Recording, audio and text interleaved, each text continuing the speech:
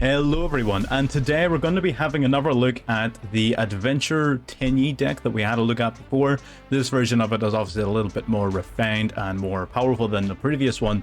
And the reason we're having a look at this is quickly shaping up to be one of the sort of the top decks in the current metagame after the shift. Another big contender is of course Flowounder Reeves, which has been seeing a massive amount of success recently, as well as other adventure variants, especially Prank Kids and Phantom Knights. So those are sort of the big and up and coming new contenders for best deck of the game. Of course you have your standard Sword Soul Tenyi, which is still doing well. You don't see it very much anymore at the minute because everyone's playing with the new engines, but it is still definitely very powerful, so don't discount it.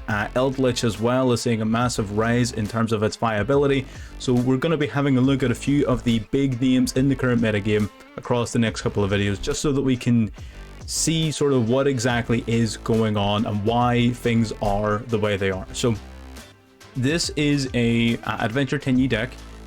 It is very straightforward. Everyone knows what this deck does. It goes in the Hulk, level 7 spam for level 10 synchros, yada yada yada. Very simple stuff. We'll be going into the deck profile sort of in depth at the end, but if I were to go through it now, it'd be here for 3.5 years. So I'll cover it all in specifics at the end once you've seen the gameplay and you have something to compare it to for context. So if you do like what you're seeing and you want to see any more of it, feel free to subscribe to the channel. Again, it doesn't cost you anything and it does greatly help me out, so I really would appreciate it. We are going to be pushing towards a month-end target of 300 subscribers. I don't think that's going to be very difficult for us given the current rate we're going at. So if you haven't subscribed yet and you are enjoying what you see, then why not? You'll be doing me a favor and you'll be getting what you want to see as well then. So if you have any recommendations, any suggestions, ideas on how to either improve this deck or other decks that you do want to see, we have a few in the pipeline already as it is, but if you want to make your contribution, you can either leave it in the comments down below or hop into our Discord where we have discussions going on about different deck types, and you can also get notifications about Twitch streams that will be going on. Our next stream will be Wednesday, 6 PM BST, so if you want to get involved there, by all means jump in and we'll have a bit of fun. But until then, let's get into game number 1.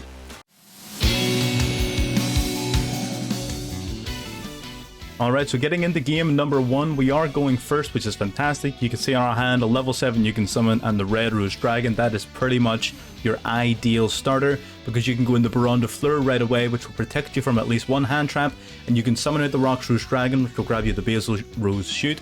Basil Rose Shoot will grab the Red Rose Dragon from the graveyard, and then you go into your standard Christian Hulky Fibrax plays from there. So we summon Hulk using our Rose Dragons, we grab Jet Synchron from deck. We go into the Mecha Phantom Beast Auroradon and we grab the 3 Mecha Phantom Beast tokens, so not only are you able to spring into your Auroradon combo, you're also able to protect it with Baron de Fleur. Tribute 2 to summon out O-Lion. O-Lion and a token will go into Denglong. Denglong, when it's summoned, will search your deck for the 9 pillars of the Yang Zing. That's basically a counter trap that will negate anything by destroying a Yang Zing on your field. So that's great. We get an extra negate, we get an extra token from O-Lion. We're going to use the Denglong and the token to go into the Borreload Savage Dragon. Borreload Savage Dragon will equip onto itself the Auroradon from the graveyard, and Denglong will summon a Yang Zing monster from the deck when it's sent to the grave. So we have Chi Wen. Chi Wen is basically going to be there to facilitate the 9 pillars. Now here is an interesting little thing. At the time of recording this, we were not playing Herald of Arclight in the deck. I have since added it for this specific reason after this game.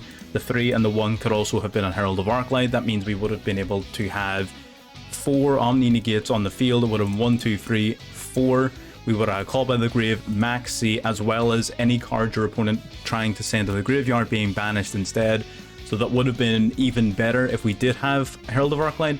But even without it, it's still a pretty respectable board. Our opponent's going to go Cross-Out Designator. I don't know if they were trying to get a card onto their field so they can basically droplet. We're going to negate the droplet with the 9 pillars. It shuffles it back into the deck. Our opponent 2 cards left in hand. They're playing heroes. We have what, 3 negates here. There's not a chance.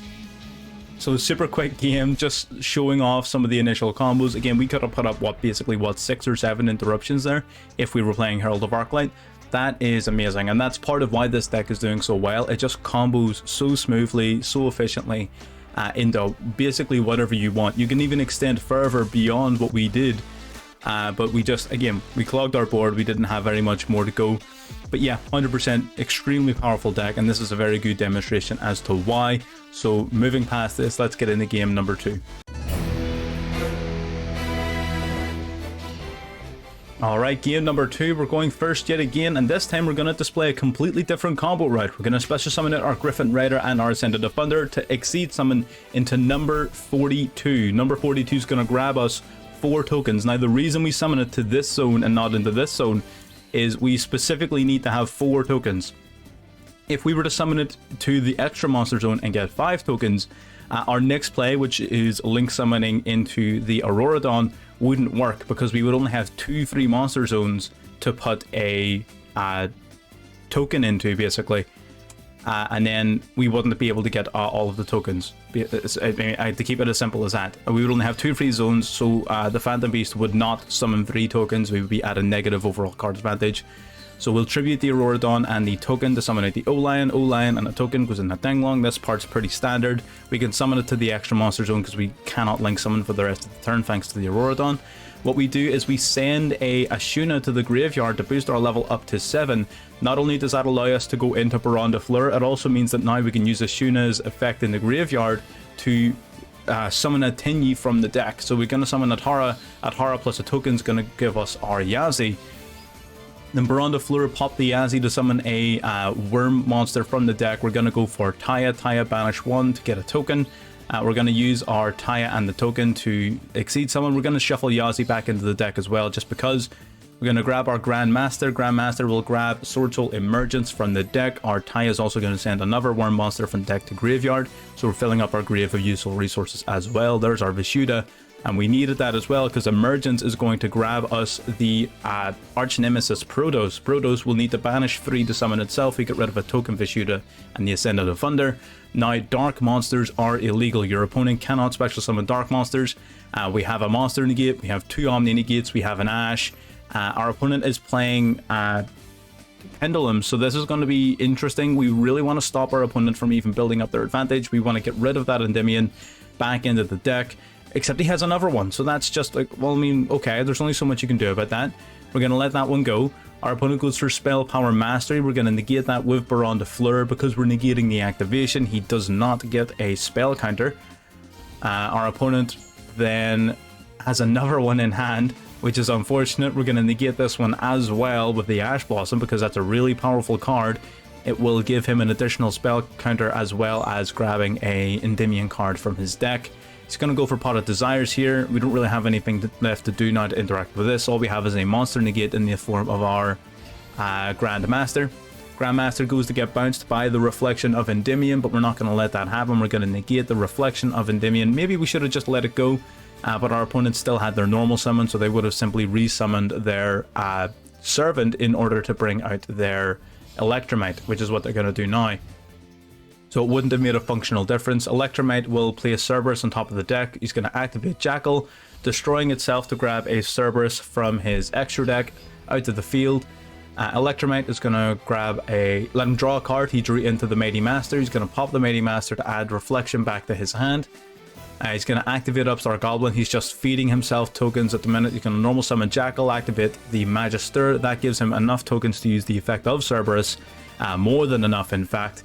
He's going to use the Jackal's effect to remove some spell counters to summon out the Garuda, which is basically can bounce a monster. So he's going to banish our Protos, which is really bad, destroy our Baron de Fleur as well as our token. Then he's going to link summon using the entire field, including our Grandmaster, to go into the Underworld Goddess. For his final play, he Pendulum summons out the Garuda. We are pretty much dead. So yes, not only so this was a really good replay, and then we didn't we had a really impressive setup. We had like what 4 or 5 negates or interactions, so we had a really good setup. Our opponent was just the best player. He was just better. So sometimes that happens. I wanted to show you this because don't be thinking that because these decks are quote-unquote taking over that nothing else can be played. Like, this guy was playing just pure Endymion and he cooked me. So you know what, it is what it is, and we did have a good turn 1. So bear that in mind as you're going ahead. Really solid play from both sides. We played well, they played well, they just came out on top. Let's get into game number 3. Alright, getting into game 3, we're going second here, and I'm including this one specifically for the people who hate Flounderies, myself included. Our opponent opens up Potted Duality and Dimension Shifter right up off the bat here, just, you know, like it's no Fang. So that's a really rough spot for us. He's going to look at the top cards of his deck. He grabs a Cross-Out Designator. Then he summons out Flounderies and Eaglin. Now we're going to use Imperm on the Eaglin. I was expecting to get hit with a Cross-Out Designator, but apparently he doesn't play Imperm. So if you're looking for a way to stop Flounderies, Imperm, Effect Veiler, things like that is going to be their biggest weakness, because if they're negated, they don't get their additional normal summons. They need to chain off of one another. We go for our Enchantress here to grab the Rite of Aramasir.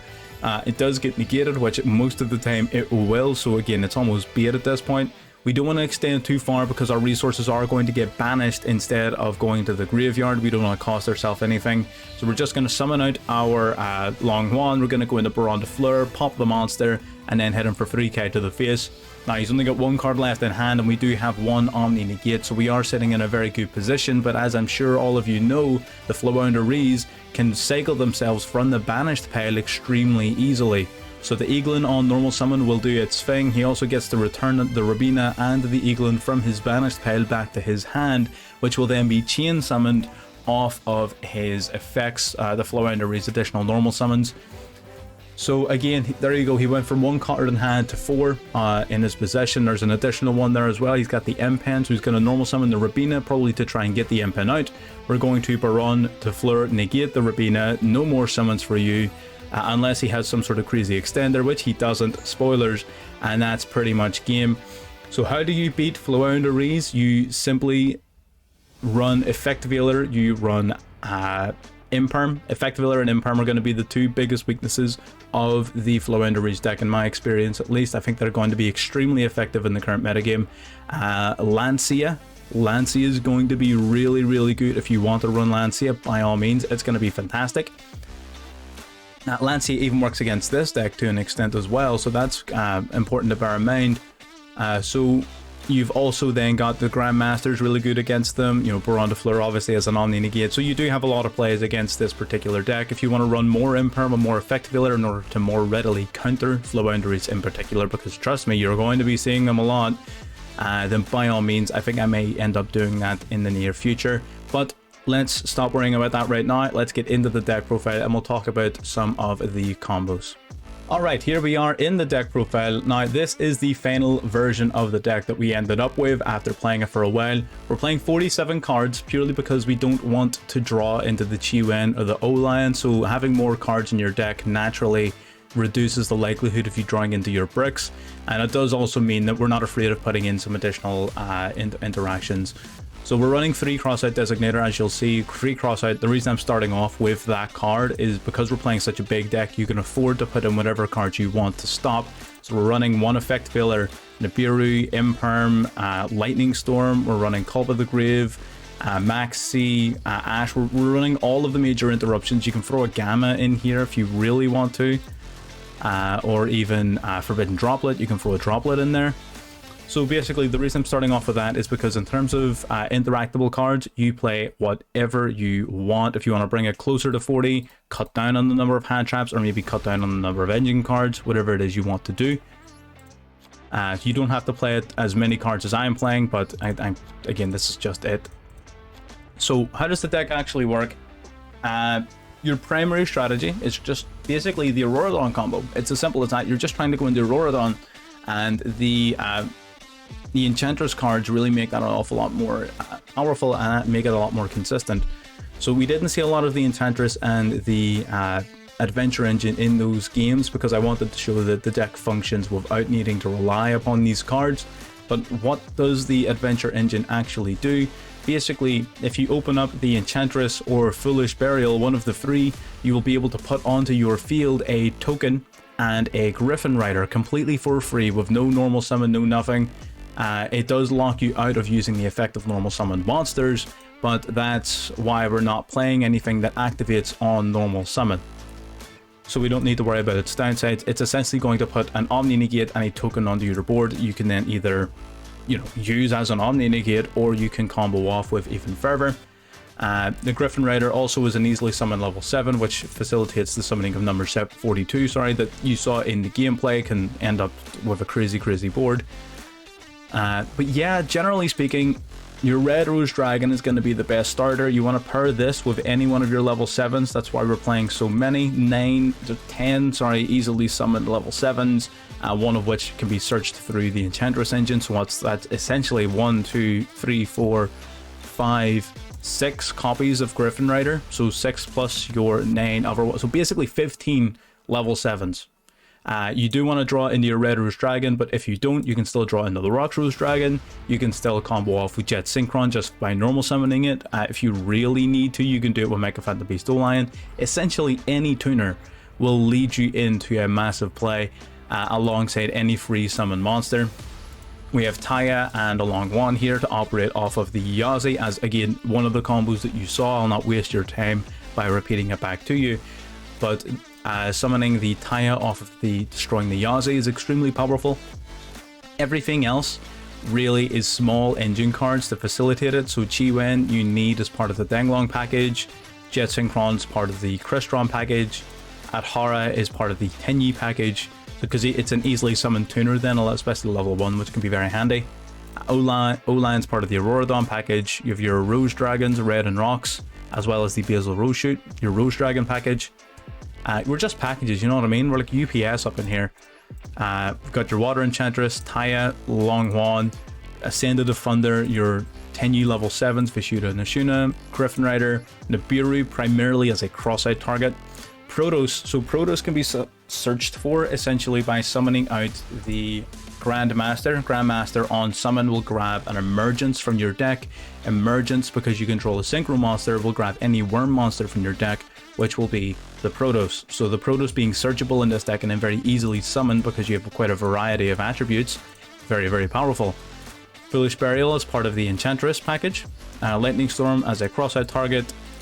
Again, there's your Adventure package, your Red of Aramasir, Dracoback, and your Fateful Adventure, all a part of the Enchantress package.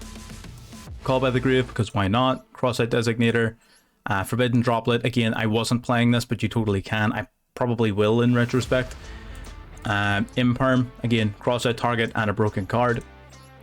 Sword Soul Blackout, you can cut this card. I think you could probably cut this in favor of the Droplet, but it is really strong to search off of your Grandmaster on occasion, so it's not the worst card in the world.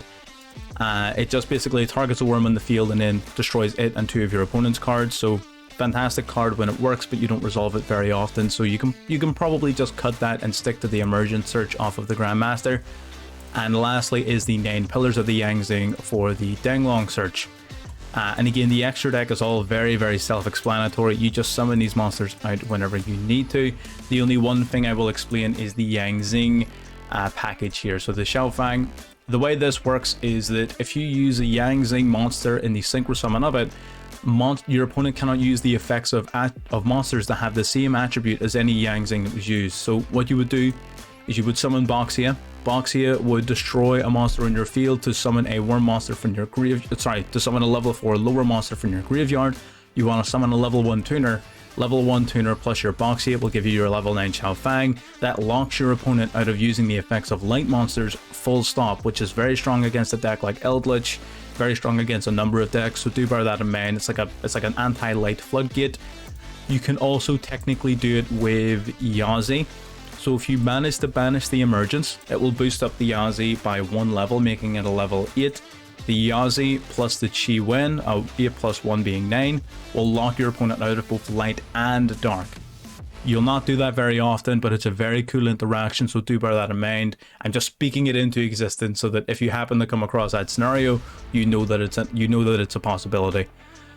So yeah, again, I'm not going to sit and ramble on, because that's what explaining this deck is. Explaining this deck is just rambling, because it's got so much going on that it's difficult to build a sort of coherent A to B deck explanation. So again, I'll not ramble on any further. If you enjoyed the gameplay and if you like the attempt of an explanation when it comes to decks like this, or anything else you do want to see, do leave a comment down below or contact me via Discord or Twitter, whichever you want to do, whichever you prefer using, to let me know what you want to be going on.